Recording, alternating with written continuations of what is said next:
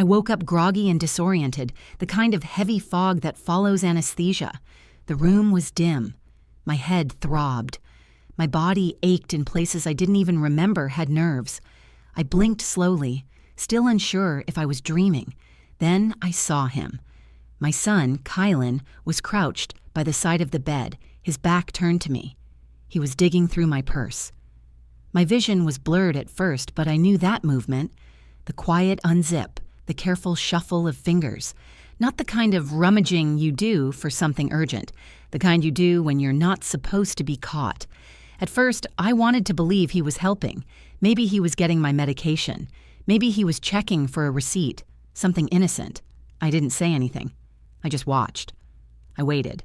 Kylan didn't notice I was awake. His shoulders were tense. His eyes scanned each compartment. Then he pulled something out, my checkbook. My heart skipped. He opened it, flipped past pages, and reached for a pen I kept in the zipper pocket. That's when I spoke. "What are you doing?" He jerked like I'd slapped him. The pen dropped to the floor. He turned to me slowly, his face pale, but his voice ready. "Just checking on your medication," he said. That was the moment everything in me shifted. I didn't feel groggy anymore. I didn't feel like the woman who'd had surgery yesterday. I felt like a mother on high alert. "The prescription's in the cabinet," I said. Kylan hesitated, just for a second. Then he nodded like he'd forgotten. "Right. I didn't want to wake you." I pushed myself up in bed. Pain pressed into my ribs, but I didn't care. I looked him straight in the eyes. Something about his expression wasn't right. He wasn't flustered. He wasn't scared he'd woken me. He was scared I'd seen him. "You weren't looking for that," I said. My voice didn't raise, but my tone changed. He noticed. Kylan straightened up and put the checkbook back. I don't know. I got worried. I'm sorry. I reached over to the side table, picked up the folded piece of paper I'd left there the night before, and held it out to him. "You forged this, didn't you?" I said. He didn't take it. I unfolded the form and read it out loud enough for him to hear every word. "Withdrawal authorization. Checking account ending in 1824. Amount $1,500. Signature T. Lynette." Kylan stared at me, silent. I waited. "I found this in the trash," I said. "Folded neatly. Behind the garage can. You signed my name. You walked into the bank or maybe sent it online. Either way, you stole from me." He didn't speak. He couldn't. "I wasn't looking for this either," I said, until I started to feel like I was living with someone I didn't recognize. That was when I saw it, that flicker in his face. He was cornered. Not sorry. Just caught. "I needed it," he said finally. "I was going to put it back." I kept my eyes on him. "You don't put back $1,500 you stole from your mother. Not after what I've been through. Not while I'm in recovery. This isn't some missing $20 bill. This is betrayal." He opened his mouth again, then closed it. He didn't know what to say because there was nothing to say. Nothing that would fix this moment. "I called security before I went into surgery," I said. "You've been acting strange for weeks. I didn't want to believe it, but I started keeping track of missing cash, of weird charges. I installed motion sensors in the hallway and cameras by the front door. They're on now." His mouth opened again, but I held up a hand. "Don't lie to me again." And that was it. His face turned to ash. The color in his cheeks vanished. He stepped back from my purse like it had bitten him. I watched him look around the room like he was trying to escape. "I didn't mean to hurt you," he whispered. "But you did," I said, "and now we're going to deal with it." I didn't yell. I didn't cry. I didn't collapse in shock. I just picked up my phone, dialed the number I'd saved in case something like this happened, and told them to come. Kylan didn't move. He didn't fight. He just stood there, quiet, afraid, exposed. And I stared at the boy I'd raised, wondering where my son had gone. The day before the surgery, I spent the entire afternoon trying to make things easier for everyone else. I prepped meals, cleaned the kitchen, organized a list of medications on the fridge, and printed out Kylan's school schedule so he wouldn't miss anything. I even left a note for my mom, Isla, who was flying in that night. She was always offering to help, and for once, I let her. It was a simple outpatient procedure. gallbladder removal. The doctors said it was routine, low risk. I'd be home by the evening, groggy but functional. They were right. The surgery went smoothly. The part no one warned me about was how vulnerable I would feel afterward. I'd never had surgery before. I thought I'd come home, lie down, take my pain meds, and watch some crime show on mute while drifting off to sleep. But when you live alone with a teenage son, there's no such thing as full rest. Not really. Kylan was supposed to be in school that morning. My mom had agreed to drive him so I could rest without interruption. She even texted from the grocery store afterward to let me know she'd pick up soup and ginger tea. I remember thinking how quiet the house felt. No movement, no music coming from his room, no slamming of cabinet doors. It should have felt peaceful. Instead, it felt still. Kylan and I used to have that kind of connection where I could sense him even if he was 2 rooms away. When he was little, he'd run into the kitchen just to show me something ridiculous, a Lego spaceship, a drawing of a half-dragon, half-dinosaur with sunglasses. He talked to me about everything, but lately, it was like he had put up a wall and painted it with "Do Not Enter" signs. The change started slow. He stopped asking questions. Then he started locking his door. I chalked it up to normal teenage privacy, but it didn't stop there. His phone was always upside down, always silenced. His grades dropped. He started skipping class. I'd get notifications from the school, but he always had an answer. He was tired. The teacher didn't mark him present. They were just being dramatic. When I asked him to help with chores, he acted like I was asking him to donate a kidney. And when I asked where his allowance went, he said snacks, bus fare, school stuff. I wanted to believe him. I wanted to believe it was just growing pains. But I knew something had shifted. Still, I blame myself. The divorce had been hard on him. Damien and I had tried to keep things civil, but there was nothing civil about a 15-year marriage falling apart. Kylan had been 12 when it started unraveling. He heard the shouting. He saw the silence. I used to think it was the noise that hurt kids most, but it's the room was cold, or maybe it was just me. My body was still sore from the surgery, but I forced myself to sit up. Every movement sent a pulse of pain through my side, but I refused to let him see weakness. Not now. Kylan froze when I asked what he was doing. He looked like a deer caught in headlights, but it was the kind of fear that comes with being exposed, not the fear of being misunderstood. He muttered something about checking my medication, but the words were too quick, too rehearsed. "The prescription's in the cabinet," I said. My voice came out steadier than I expected. "What exactly are you looking for?" He swallowed hard, his Adam's apple bobbing. He glanced at the cabinet, then back at me.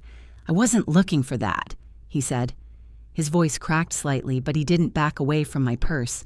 He stood there like a child who didn't know which way to run. I reached to the side table and grabbed the folded withdrawal form I'd found the night before. My fingers shook, but I held it out toward him. "Neither was I said. Until I found this, the withdrawal form with my signature on it." Kylan's face went pale. He didn't take the paper from my hand. His lips parted slightly, but no sound came out. The silence between us grew heavy, like the air was thickening. "I wasn't supposed to find this, was I?" I continued. "You thought I wouldn't notice. Did you think I was too sick to care? Too tired to check my accounts? Did you think I'd just let it go?" "I can explain," he said finally, his voice small. "Then explain."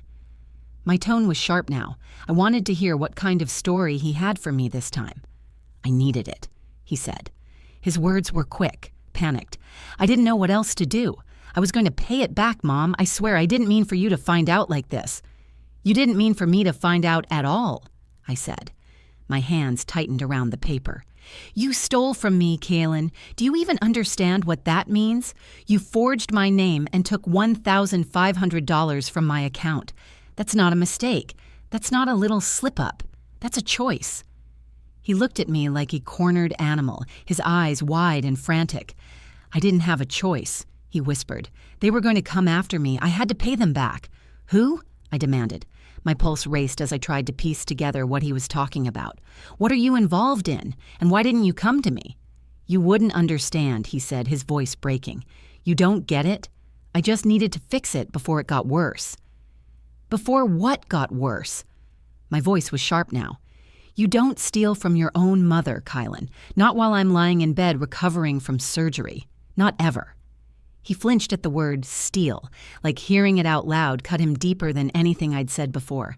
His hands trembled slightly, but he didn't reach for the paper or deny it. He just stood there, silent, his face pale. I looked at him, my heart pounding in my chest, and I realized this wasn't just about money. It was about trust. It was about the boy I'd raised, the boy who used to tell me everything, turning into someone I couldn't recognize. "You need to tell me the truth," I said, my voice low and steady. "All of it. Right now." Keelan hesitated, his jaw tightening. "I owe someone money," he admitted finally. "I got in over my head. It's not what you think. I wasn't just taking it for fun or anything like that. I had to do it." "Over your head in what?" I pressed. "Kylan, if you're in trouble, we fix it together. But lying to me, stealing from me, that's not fixing anything. That's digging a hole you won't climb out of." "I was going to tell you," he said, his voice rising slightly, but I shook my head. "No, you weren't," I said. "You were waiting for me to stay asleep so you could take more, and you were hoping I'd never figure it out. That's not how this works." The silence between us was heavy, and I could see the weight of my words sinking into him. His face tightened, and for a moment, I thought I saw a flicker of regret. But it wasn't enough to erase what he had done. I placed the withdrawal form on my lap and picked up my phone. "I'm calling security," I said. "We're going to deal with this now, not later." Kylan's eyes widened. "You don't have to do that," he said quickly, panic flooding his voice. "Please, Mom, I'll tell you everything, I promise. Just don't call anyone." But I was done listening to promises. Kylan stood there, begging with his eyes, hoping I'd put the phone down, but I didn't. I tapped the emergency contact button I had programmed after I installed the home monitoring system 6 months ago. A quiet line rang twice before a calm female voice answered. "Yes, Ms. Lynette. This is Taryn. I need someone sent to my home now. Possible theft. By a family member, I didn't look away from Kylan. I wanted him to hear every word." "Understood. We'll dispatch an officer and alert local law enforcement. ETA approximately 6 minutes. I ended the call and set the phone in my lap. Kylan still hadn't moved. His mouth opened like he wanted to speak, but nothing came out. "Why didn't you come to me?" I asked. "You had to know I would help you. Even after everything, you could have told me the truth." He shook his head. "You would have freaked out." "You're right," I said. "I am freaking out. Because my son forged my name, stole money, and now he's standing in front of me, still lying." "I didn't mean for it to go this far," he said, voice cracking. "It started with a bet, a stupid online thing. Then I lost, and I owed more, and they said if I didn't pay by Friday—" "Who is they?" He hesitated. I waited. "A guy at school, Leo. He knows people who run crypto gambling stuff. He said it was easy money, said I could double what I put in." I stared at him. "And you believed that?" "I was desperate," he said. "You and Dad were fighting. You couldn't afford the dance trip I wanted. I felt like everything was falling apart and I had no control over anything. This was the one thing I could do on my own." I let that sit for a second. "So you gambled with money you didn't have, then stole mine to fix it." He looked down at the floor, his fists clenched. "I thought I'd win enough to pay it back. I really did." I nodded slowly, not because I agreed, but because I finally understood the scope of it. He wasn't just lying. He was spiraling. "You made your choice," I said. "Now I'm making mine." "What does that mean?" he asked. "You're not going to press charges, are you?" "That's not up to you anymore," I said. "I'm done covering for you. I'm done waiting for you to wake up and fix this on your own. You've crossed too many lines." His eyes welled with tears, but I didn't flinch. Not this time. I'd cried enough over the past year to fill a river. I was dry now, empty, clear. "You're still my son," I said. "But you don't get to be in this house and keep secrets like that. You don't get to steal from me and pretend it was a mistake. There's a difference between being lost and being reckless." He sank into the armchair across from me. For the first time, he looked small, like the boy he used to be, not the one who stood over my purse with a pen and a fake signature. "What happens now?" he whispered. "You're going to go with the officer when they arrive. You'll tell them exactly what you told me." I'm not sending you to jail, but I am filing a report. You need to understand this is serious." His lip quivered. "You're kicking me out?" "You're going to your father's for a while," I said. "You've been playing both sides long enough. He needs to deal with the part he ignored. And you need structure I can't give you right now." "You think he's going to help?" he asked bitterly. "I don't know," I answered honestly, "but I'm done cleaning up after both of you." Kaylin stared at the floor, not saying another word. The only sound in the room was the low hum of the ceiling fan and the occasional chirp from my phone as messages came in. My mother checking on groceries, a neighbor asking about a car parked too close to their mailbox, then came the knock at the front door. 3 loud, firm raps. Kylan didn't move. He looked at me, eyes wide, waiting for me to stop it, to soften, to forgive him on the spot. But I stood, pain sharp in my side, and walked slowly to the door. I opened it. 2 officers stood outside, one in uniform, the other plain-clothed but holding a notepad. I stepped aside without a word. Kylan stood. I heard him sniff, wipe his face with his sleeve, then walk toward the entryway. "This your son?" one officer asked. "Yes," I said. "His name is Keelan Lynette, 17 years old." They nodded. One officer spoke directly to Kylan. "We're going to ask you a few questions, nothing formal right now, but you'll come with us, okay?" Kylan nodded. His face was red, but he didn't resist. He walked out quietly. And just like that, he was gone. Not forever, but gone. And for the first time in months, I felt something settle inside me. A line had been drawn, one I should have drawn long ago. Kylan sat on the porch steps with his head in his hands while the officers waited beside him. His face was red, his hands shaking. He hadn't said a word since they arrived. He didn't run. He didn't deny anything. He didn't even ask me to stop them. That silence said everything. I stood just inside the doorway, arms crossed over my chest, watching through the screen door. I kept expecting something in me to crack, some wave of guilt or doubt or motherly instinct to rush outside and take it all back. But it didn't come. This wasn't a punishment. This was a boundary. One I should have drawn months ago. The plainclothes officer stepped inside with a soft voice. "Ms. Lynette, do you want to press charges?" I shook my head. "Number, not yet, but I want a report on file." He nodded. "Do you have evidence of the forgery?" I handed him the folded withdrawal form. He signed my name. "I found it yesterday. I wasn't sure until this morning. But I've got surveillance footage from the last week. He went out twice during school hours when he told me he was in class. It lines up with the withdrawals." The officer took the paper and scanned it carefully. "You're doing the right thing," he said. "It may not feel like it now, but it's better he learn the consequences here than in a courtroom later."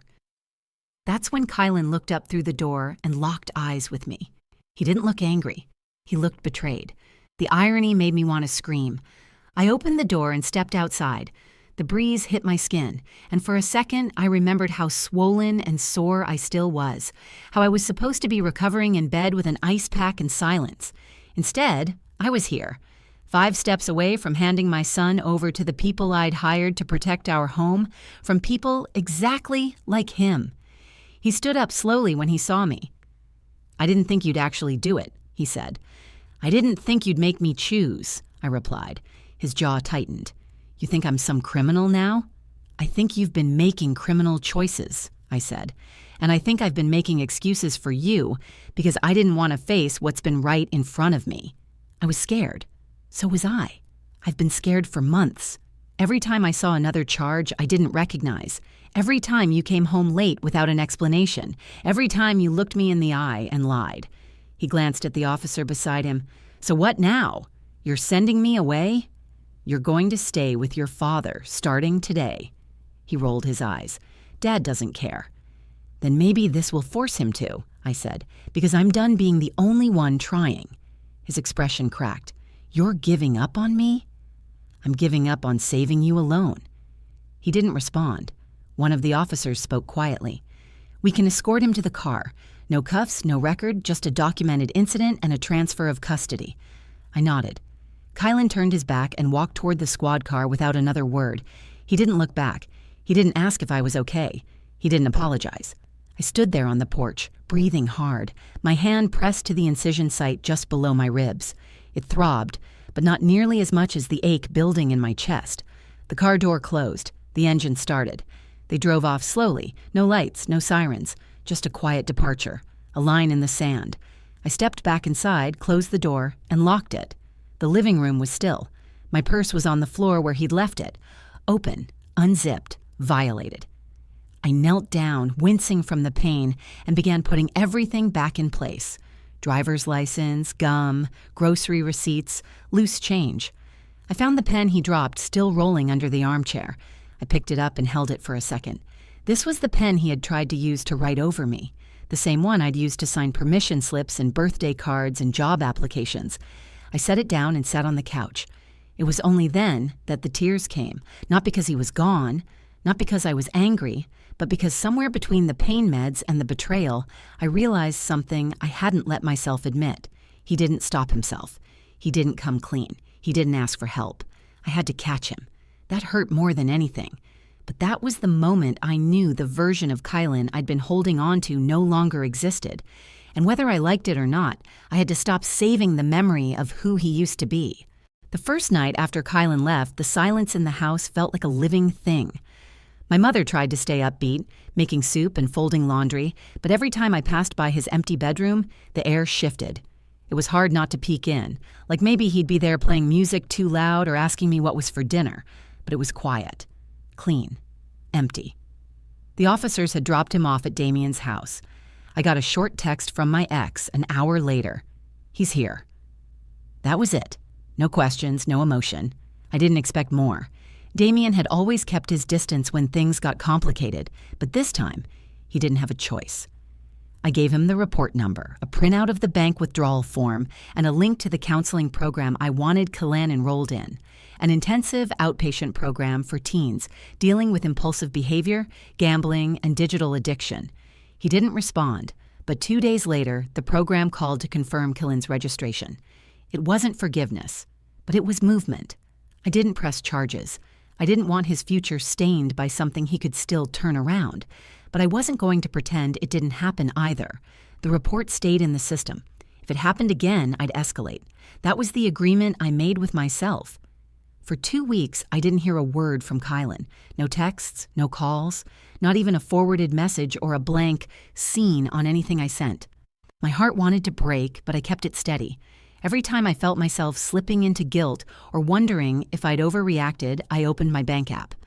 I looked at that missing $1,500 and reminded myself that this wasn't just about money. It was about trust, about parenting, about drawing the line between love and enabling. On the 15th day, my phone buzzed around 9:40 p.m. I was sitting on the back patio with a heating pad and a cup of tea, trying to convince my body it was healing faster than it was. The message preview lit up my screen. Kylan, I get it now. Just that, nothing else. I stared at it for a long time. I didn't respond right away. I didn't know what "get it" meant to him. That I'd been serious? That his actions had consequences? That love didn't mean protection without accountability? I left it unread for an hour. Then I opened it. I typed, "What exactly do you get?" He replied, "That you didn't stop loving me. You just stopped letting me hurt you." It was the first honest thing he'd said to me in months. We didn't fix everything in a week. There was no dramatic reunion, no sobbing apology, but he started calling once a week, just for 5 minutes, then 10. Sometimes he talked about school, sometimes about his sessions at the program. He didn't mention the money, he didn't mention the purse, but he showed up to the phone calls, and that was enough, for now. I started going to therapy too. Not just for what happened, but for everything I'd buried under the weight of trying to be strong. The marriage, the silence, the loneliness, the guilt that clung to every parenting decision I'd made since Kylan was born. My therapist said something during our second session that hit harder than I expected. Love is not measured by how much you protect someone. It's measured by how willing you are to help them face themselves. That stuck with me. It reminded me that being a good mother isn't about shielding your child from consequences. It's about making sure they know who they are when no one else is watching. And sometimes it means letting them fall. A few weeks ago, Kylan came back to the house to pick up some things. He didn't ask to move back in. He didn't act like everything was normal. He stood in the hallway, hands in his jacket pockets, and said, "I messed up. I'm trying to fix it." I nodded. "That's all I need to hear right now." He paused before leaving and looked around like the house had changed since he'd been gone. Maybe it had. Maybe I had. Before he stepped out, he turned to me and asked, "Do you still trust me?" I thought for a moment before answering. "I trust that you're learning how to be someone I can trust again," I said. He didn't smile. He didn't say, "Thank you." But his eyes softened just enough to let me know he understood. That's where we are now. Not broken, not whole, but honest. And in this new version of motherhood I never expected to learn, honesty is everything. That moment changed everything for me. It wasn't just about catching my son in the act. It was about finally facing the truth I'd been avoiding. That love without limits can sometimes cause more harm than good. Setting boundaries wasn't easy, but it was necessary for both of us. If this story resonated with you, or if you've ever had to make a painful decision for someone you love, I want to hear your thoughts. Tell me in the comments what you would have done in my shoes. If you found this story powerful, please give it a like. Share it with someone who might need to hear it. And if you want more real, raw stories like this one, about family, truth, and healing, don't forget to subscribe to the channel. Thank you for listening and for holding space for stories that aren't always easy, but always real. Take care of yourself and the ones you love enough to hold accountable.